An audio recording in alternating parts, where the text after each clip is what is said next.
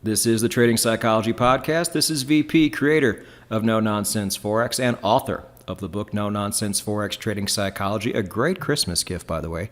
And with me, as he is every week, it is everybody's favorite raconteur. It is Rob Reinhold. Okay, you've really upped the game on these adjectives, and I don't even know what a raconteur is. Please explain that to me. Okay, I really didn't either, so let's go to Gemini where I found it, a skilled storyteller.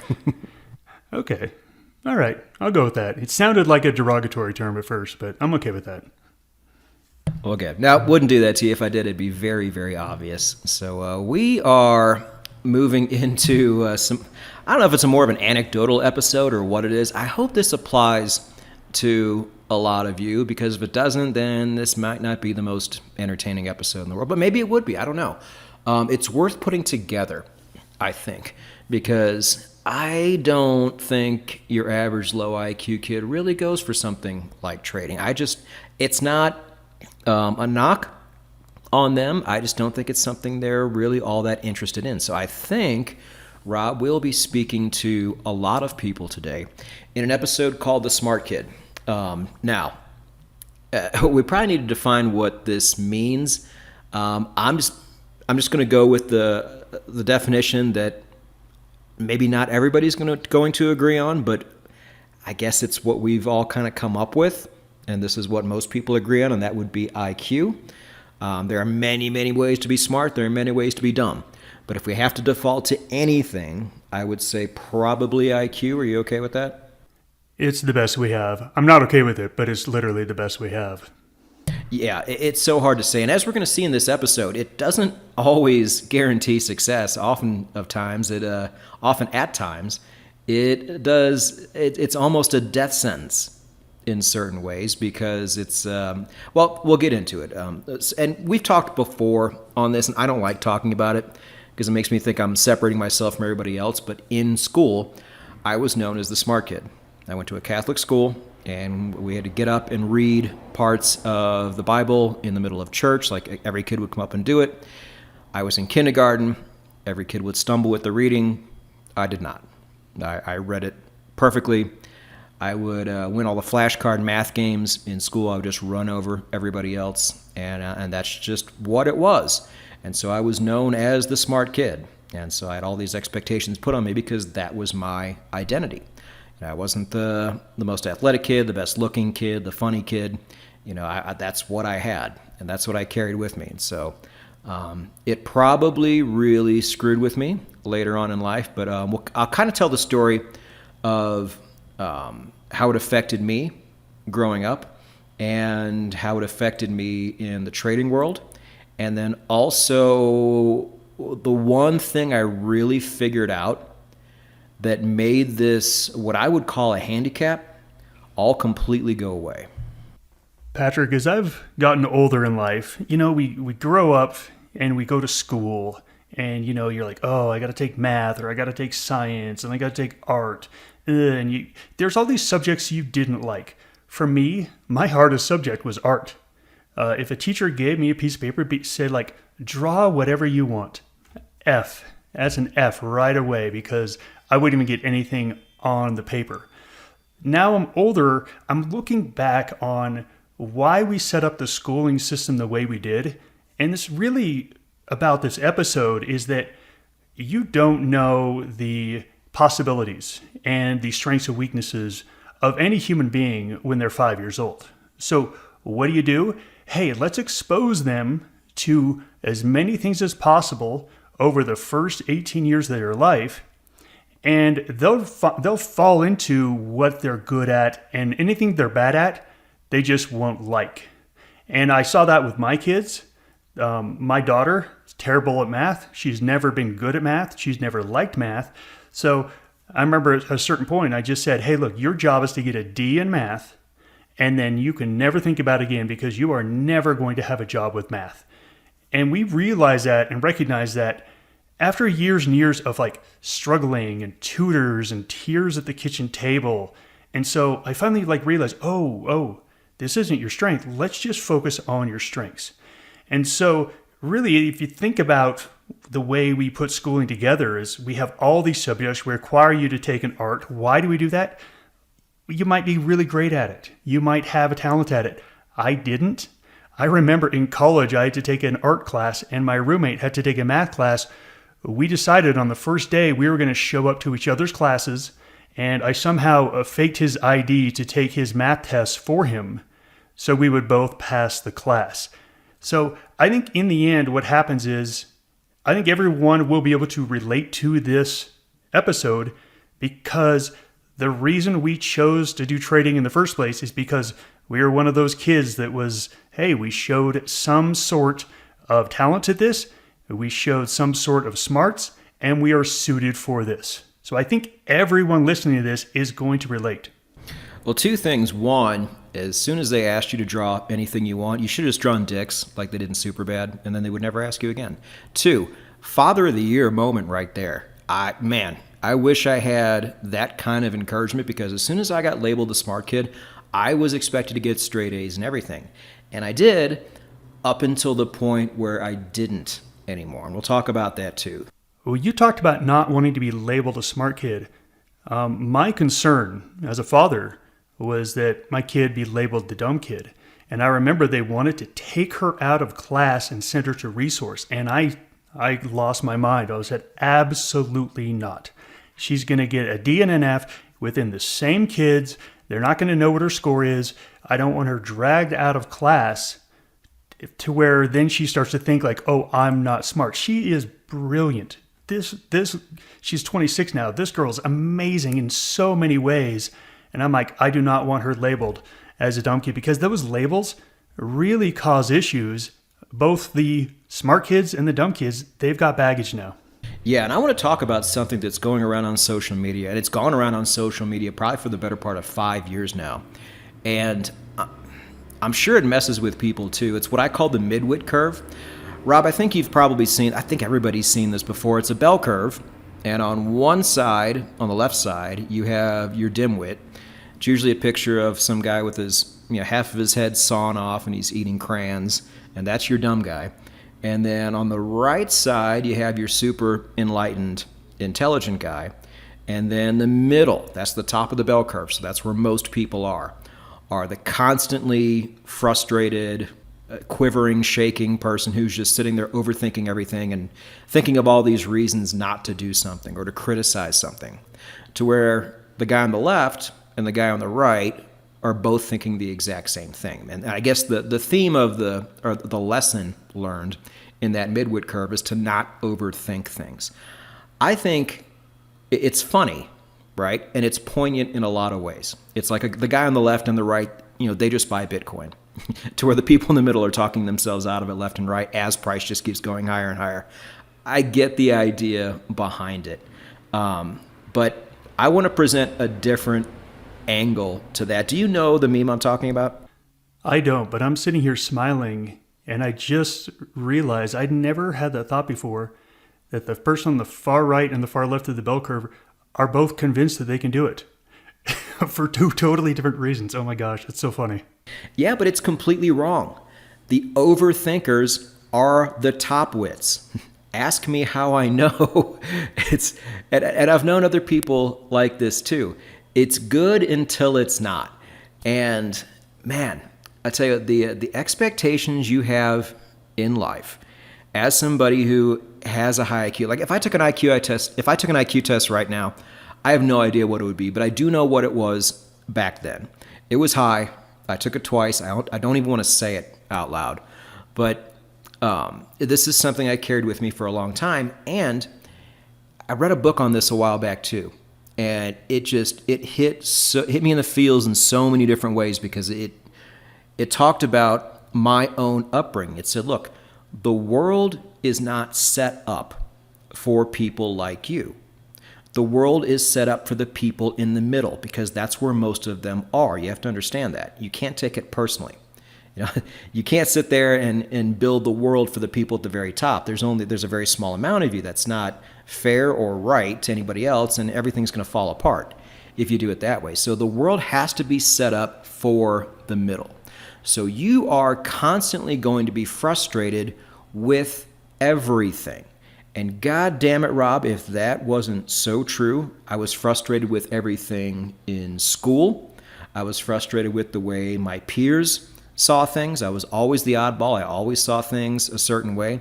As I got older, the things I liked in pop culture, in music, were just completely different than everything else. Yeah, you know how it is growing up. You always think like the stuff you like is great and all the other stuff is just trash and the people who listen to it are idiots and all that kind of stuff. But multiply that by, a factor of 4 or 5 when you're talking about, the smart kid and stuff like that.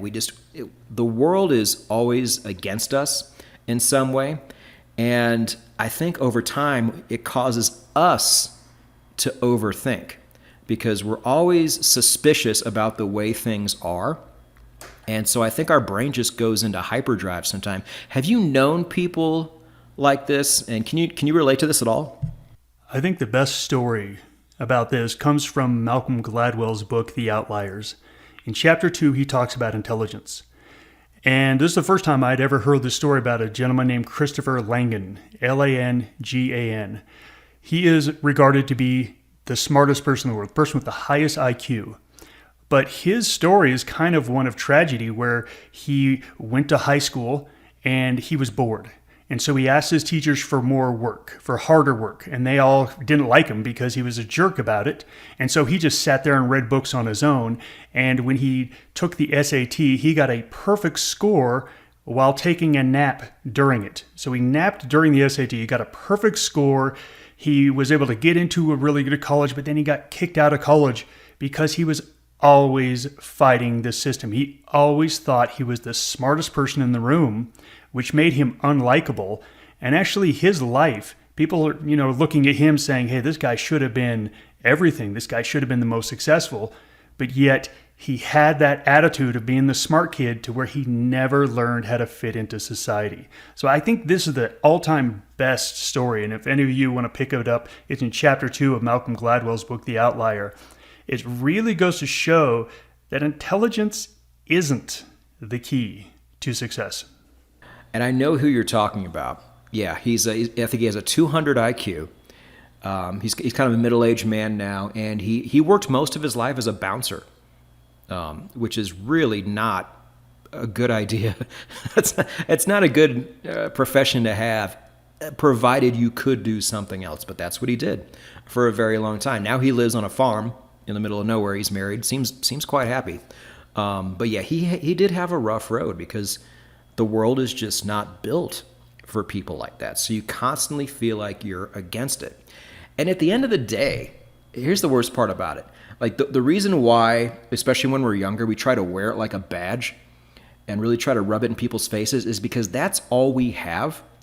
And it's at the end of the day, you don't win anything for being high IQ. You get nothing. You definitely don't get girls. That whole thing is some horse shit that I learned the hard way. You watch these movies and TV shows growing up where the smart guy gets the girl. Never, ever plays out that way. That's not really what they're attracted to over and above anything else.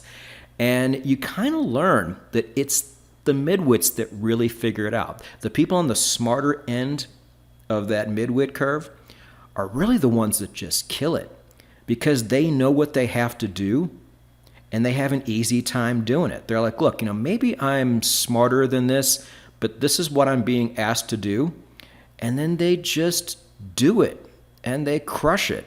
And that's, if I had to do it all over again, that's probably where I would rather be. I think my upbringing would be a lot easier. My upbringing, as far as my parents go and stuff like that, was great, but the pressure I put on myself and this world that I created around me that just didn't fit in with anything else was really, really difficult. Now, I know people are going to be like, oh, I'm not going to cry for the smart kid. I don't expect you to. I just want people to understand that it's really not all cake and ice cream for us. It's really the opposite because we don't feel like we fit in ever. And sometimes you can really go off the deep end with this. I know people who have, and it's really a shame because they had such a rare gift and it didn't have to be this way.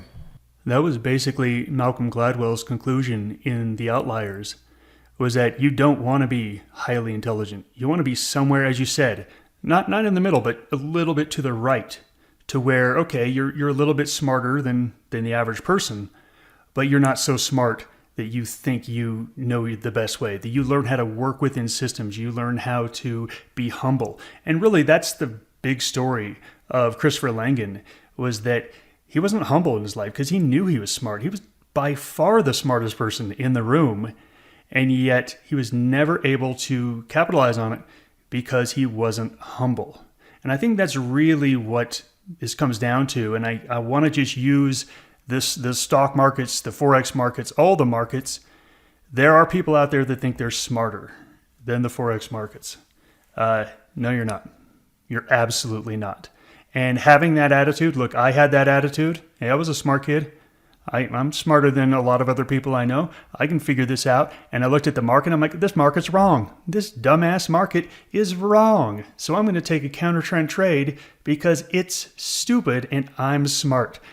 Boy, I had lessons to learn my first couple of years about counter trend trading because that was directly tied to I'm smarter than the current price action. And I felt the same way when I discovered indicators. I saw most people trading price action. I saw indicators were a thing. I started using them. I started finding some more obscure ones. I'm like, look who discovered gold. This is all I have to use, and I will get a leg up on all these dumb Wall Street traders, that went to school for 4 years because, I went to school for 2 and I flunked out. So I had an axe to grind because I still felt like I was smart enough to do this. And then you find this special little tool and you're like, oh man, now I'm off to the races. Not understanding that trading was more than using an indicator to enter positions. There's a lot more to it. The old holy grail of trading that we've all found multiple times and yet has never had long-term success. I found it so many times. And so, yeah, I think my learning curve was really stunted compared to somebody that can just take something and follow a very simple plan. And that's kind of how I want to get into the solutions part of this episode, Rob. We've gotten there kind of quickly. Do you want to add anything else to what we've been talking about so far before we get there? Because I do feel like this is a pretty good transition because we've been hinting at it this entire episode. Well, let me just do a summary. If you're listening to this, you likely identify as the smart kid. And the reason you identify that because you were put through competition in your early years and you actually found out, hey, I actually got a little something more than the average. Again, that's great. We love self-confidence. We love all that stuff. But when you take that into the market, it gives you some issues. And if you lack humility, the market will teach you humility. It will absolutely teach you. And I know a lot of you are nodding your head right now. I personally had to be humbled before I could actually learn how to become a good trader. I had to become humbled. I hate to admit that. I absolutely hate to look back and be like, oh, that big loss I took in 1999 that pretty much wiped me out. I had to take that in order to really be humble enough to learn how to trade correctly. It sucks. And if you can just get over that hump, if you're new at this, take all of these old people, take all of our word for it. Don't go into the market humble. If you don't, trust me, the market will humble you. It's much easier just to go in there humble. Yeah, I mean, there's been so many really smart traders that have come through the ranks in the last 30, 40 years. For you to be like the top 1, 2, or 3 is almost impossible. So no matter how smart you were leading up until now, don't assume that you are. Just don't make the mistake we all made. The market will humble you at some point. The worst thing it can probably do is not humble you early on and you just start stacking and stacking and stacking pips. Because, I've talked about this on my channel. That's the worst thing that can ever happen to you because now nobody can tell you no.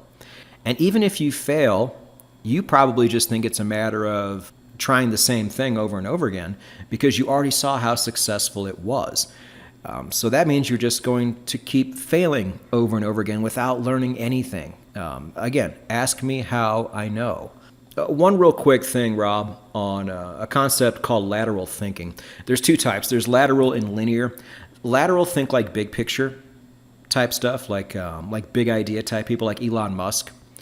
Elon Musk probably, if you gave him a certain task, he might struggle with it. But, and I know Elon didn't come up with all these things that he does, but without him, they wouldn't exist. You need that big picture thinker that can actually come up with these things, because your average person cannot.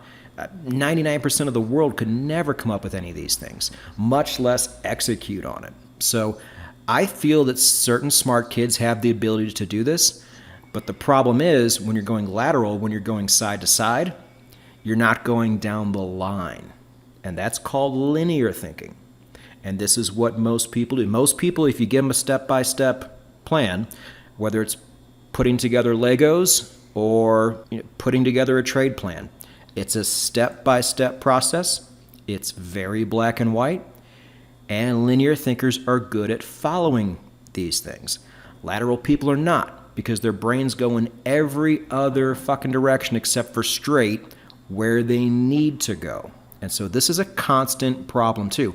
I don't know if this is unique to high IQ people or not, but I bet you there is some correlation there. And Patrick, this is literally the second letter in your Myers-Briggs personality test. I can't remember which episode it was, but we have a trading personality test at Maverick Trading. We have all of our traders take it, and it's based on the Myers-Briggs, but based on trading questions, like how would you handle this trade? And your second letter is either going to be an S or an N. S is sensors, N's are intuitive. And this is exactly what you just said, lateral thinking or linear thinking. N's are lateral thinkers. And the further you are on the end, on an N, the more big picture you're going to see, but the harder it's going to be for you to get into the details. Oh, details don't matter. I don't care about the details. And the further you are on the S spectrum, the more you're going to be a linear thinker and really struggle on the lateral thinking part. Like almost everything in this world, it's best to be in the middle. Just like we're talking about with this bell curve of intelligence. When you have very strong tendencies on one end or the other, yes, they're wonderful in a lot of situations, but they could also be your curse as well. So if you are interested in figuring out if you are a lateral thinker or a linear thinker, either take the Maverick Trading personality test or just go take a Myers-Briggs personality test. Your second letter will tell you. Yeah, I don't know, man. I don't know if there's really a place for lateral thinking in trading at all, unless you're trying to create something from scratch. I mean, I would say I'm solidly in the lateral thinking category. I did come up with something the trading world had never seen before. That does count for something, but my problem was always following it. I had the hardest time following my own system half the time. As a strategist, I felt like I really had something special, but as a tactician, somebody that needs to actually go in there and do the thing, that's what I really struggled with. So I feel like that's a really good segue moving on to the solutions portion of this episode, Rob. And we have a good list of things here. First of all, know where you fit on the curve. All right? Don't think you're on one side or the other side because it sounds good. Know where you actually are. And I think that personality test that Rob talked about, which was in episode 2, by the way, and it's linked down below in the show notes, so you can go take it right now if you wanted to. I think knowing where you are in real life as opposed to where you think you might be is a really good first step. Rob, what do you think? Patrick, that is literally the first step at Maverick Trading. The first thing you do after you go through our orientation is you take your trading personality test. We talk about what you're going to be good at, what you're going to be bad at, and we stress that while you're building your trading system, don't try to do the things you're bad at. And that's just what you were talking about, is that you were great at developing this new strategy, but you had a hard time implementing it. Well, you finally figured that out by automating it and doing algorithms. I mean, that's exactly what we're trying to lead people to do at Maverick. So if you just jump into trading without understanding who you are, you're going to fail at a lot of things that you just aren't good at. Understanding who you are, where you are, your strengths and weakness, I think is the step one of trading. But sadly, most of us just jumped in and started clicking buttons first, and then we had to learn that later. That's what I had to do. And so continuing from there, if you are on the higher end of that bell curve, understand a couple things going in. Number one, the world owes you nothing. Hopefully, at this stage of your life, you should have figured that out. But some smart kids never get there, and it affects everything they do. So if you can get that out of your head right away, the world doesn't owe you anything more than somebody on the complete opposite side of that bell curve. So get that out of your head, and then also figure out the things that you're just not good at. We think we're good at everything when it comes from an intellectual pursuit, but that's not the case. We always lack something, and smart kids lack a lot, like we just talked about, being able to stay on that line and follow things step by step, which trading requires.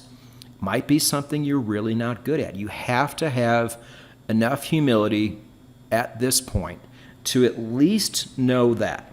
You can think you're badass at everything else, but figure out the things you're really not good at, and we'll talk about what to do with that in a moment, but at least identify it, because it's just like we do on the show here, Rob.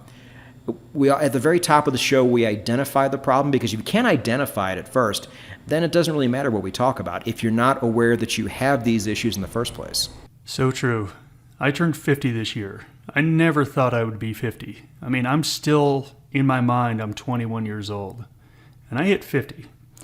And one of the things I have loved the most about getting older is that you stop lying to yourself about what you're good and bad at. I was convinced. I mean, just like, oh, we need to hire someone to fix the drain. I'd be like, why would we hire someone to fix the drain? I know how to fix the drain. You think I did a good job at it? No, I hate fixing drains. It's terrible work. So I used to tell myself, oh, you can do it better. You can do it better. You can do it better. And I ended up doing crappy jobs in things that I could have just had a really good person do. It would have saved me a lot of time and ultimately money, because I thought I was saving money, but ultimately it had to be replaced because I did such a bad job. It is so great as you get older. And again, I'm going to give this to any younger people that are looking at getting older, say, oh, it's going to suck. Look, there's stuff that sucks. But one of the great things is you really come to accept yourself, and you stop lying to yourself. Like, my wife won't let me paint anymore. About 10 years ago, she's like, you're terrible at painting. I'm like, thank you. I know I'm terrible at it, so I just don't paint anymore. It's one of these wonderful things. So the earlier you can get there in your trading, to where you say, hey, I'm really good at creating these systems, but I'm really bad at implementing them. Hey, now you've identified the problem. Now it's just about a solution. And that's a great thing to point out, too, because the majority of our audience, I would bet, is under the age of 50. So if that really is the cutoff point to where most people figure it out in terms of understanding what they're terrible at, then the rest of you really need to take notice on this part. By the way, take a drink every time Rob says he's 50. Moving on to the next one. Knowing when it's time to think linearly, I have this written down, it's really all the time. Trading doesn't care how good of a lateral thinker you are. If you can't follow something and follow it correctly all the time, nothing else matters. It's not like you enter your IQ into your brokerage platform and then they give you benefits for that. It just doesn't care. It will spit you out so fast. Understanding when it's time to follow something, and really that time is all the time, is key. Nothing else matters. Now, this is one of the solutions for the next episode, but I'll give a little bit of it away now. You might, under worst case scenarios, if you just can't get this figured out, you might want to go ahead and automate. We talked about this, I think, back in episode 50, Rob. It is a solution, and I don't really think it's a compromise. It might just be people coming to this realization that, yeah, there's certain things in this world we suck at, but we still want to do well at trading, and this is one of those ways we can do it. For probably about the last 20 years, I've been saying that the greatest thing about trading is that it is the ultimate equal opportunity employer out there in the entire world, meaning it doesn't even know if you are male or female. It doesn't even know if you are old or young. It doesn't know if you're black, white, Asian. It doesn't even know. This profession is the ultimate meritocracy as far as equal opportunity. And I love that. I love that. Equal opportunity. It's all about, do you know what you're doing? Do you have a good system? can you follow that system? It doesn't even know who is clicking the button. All it knows is, did the button get clicked at the right time? And again, if you need to automate that, automate it. But I love that about the market.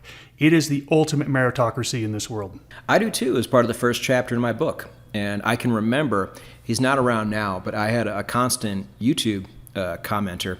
And you could tell by his picture, I think he was in a wheelchair. I think he had cerebral palsy or something like that. And he was like really small.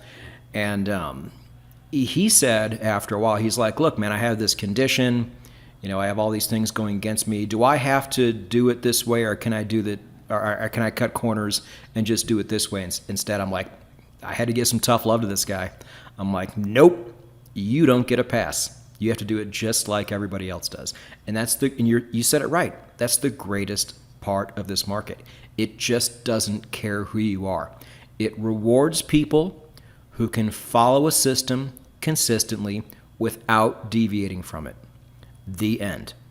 And so that's my other solution is I think one of the biggest problems smart kids have is they take forever to put a system together. Because in our world, we're such lateral thinkers sometimes, there's always all these different possibilities. You know, that's why I was good at math, because it said, okay, just do this. Okay, I can just do that. Algebra now has all these other possibilities, so I would always overthink it. I'm like, oh, well, what if it's this? What if it's that? It's probably this, but what if it's kind of a trick question? I could never wrap my head around it. I took it 4 times, never passed. I think school just gave up. You know, but that was how I was building my system too. I'm like, why would I put this indicator here? Well, there's possibly another one better out there. I should just go look for that. And then my system never got built. I finally just said, screw it, put something decent together, and I started trading that. If Robb's Flat Earth Trading Society video taught us nothing, it's that it almost doesn't matter what your system is. If you get the money management and trading psychology part right, it's going to be fine. So like literally just put anything out there and start trading with it. As Robb's video shows, it's probably going to make you money no matter what. And then over time on the side, away from actual trading, you can be this mad scientist lunatic and start playing with all these different combinations. But I think where so many people got it wrong with my system, Robb, is they just went too far with it and they never put something together. And they were just in this constant state of building, and ergo became in this constant state of frustration and probably just quit over time because they just got overwhelmed. Patrick, you did a great job of illustrating the difficult of the lateral thinkers. I have met many linear thinkers who are constantly building a system, and it's never good enough. It's never good enough. And I've known some of these people will be building systems for 5 years and they've never put real money behind it because they're still testing it. Because in their mind, this is the engineer brain.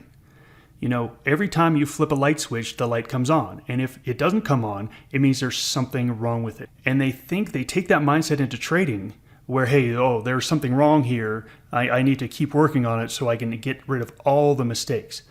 Well, this is not a game about perfection. This is a game about making a little bit more money when you're right than you lose when you're wrong. That's the game. It's all statistics. And they just don't understand that in their brain because every time you flip a switch, the light should go on.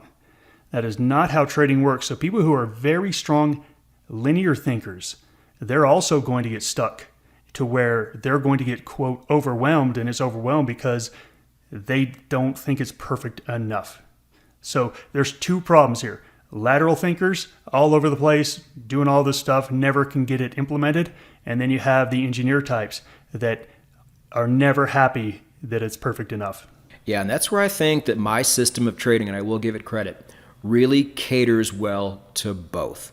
It caters well to linear thinkers because instead of price action, where you have all these different price action tools on the chart, and you don't quite know which one you should follow or which time frame you should be on or this or that, it gives you definitive signals, so you always know what to do. And I think it also works well for lateral thinkers because it centers them. onto something. This is a very A equals B equals C system. And if lateral thinkers can just get out of their fucking heads about it, this is something that could really benefit them, because it also teaches you that, hey, if I just stay between the lines for once in my life, really good things can happen. So maybe I should just do that. I don't know how old you got to be to figure this out, but let's just say the younger the better. And I'm glad I finally did. The whole reason why I'm just not spiraling out of control in a drunken rage right now at this stage of my life is because I was finally able to harness all that crazy brain energy in and just say, okay, there's a time and a place.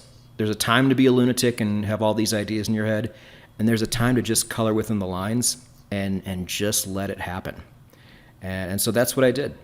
And the final thing, Rob, that I have written down, that I always try to remember, even nowadays when I do other business things and other trading type things, is the whole saying. There's a saying called "perfect is the enemy of good." I don't like that, because I think people will see the word perfect and good and like, well, I don't just want to be good. Why settle for good? No. To me, perfect is the enemy of progress. You're never going to get anywhere. And I know there's so many people building no-nonsense Forex trading systems right now that need to hear this. Stop trying to optimize everything. Just get out there, like we said before. Pick any combination of fucking indicators and put it together with decent settings and just start trading it. Just go. Get those reps in. Get that experience. Learn the money management and trading psychology side in real time with a half-assed system, instead of trying to over-optimize, because perfect is and will always be the enemy of progress. So true. And Patrick, I don't know if I've mentioned that I'm 50 years old, and it took me being a 50-year-old person to really understand that point. Now, look, I'm just trying to get some people drunk here, because you said that every time I mention I'm 50, people have to drink. So I'm in the can right now. We got one episode to do after this. All right. Well, then I will no longer mention that I am 50 years old, Patrick. Ooh, sorry. That's one more drink you got to take. But no, you summed it up perfectly. Look, the only way to get better in life is to fall down. One of my favorite sayings is the only difference between successful people and unsuccessful people is that when they fall down, they fall forward. So when they get up, they actually moved a little bit. And then they fall again, and they got up. That's the process. Trial and error. That's how we all learn as humans. There's no way to get better without error. So go out, try it out, fail at it, figure out what failed at it. That's the process of becoming great at something. Now, I learned that as a 50-year-old man. Well, I'm glad you finally got there, Rob. And on behalf of the 50-year-old Rob Reinhold and myself, thank you, smart, dumb, and medium kids, all for joining us here on the Trading Psychology Podcast. Rob and I will both see you next week. Goodbye, everybody.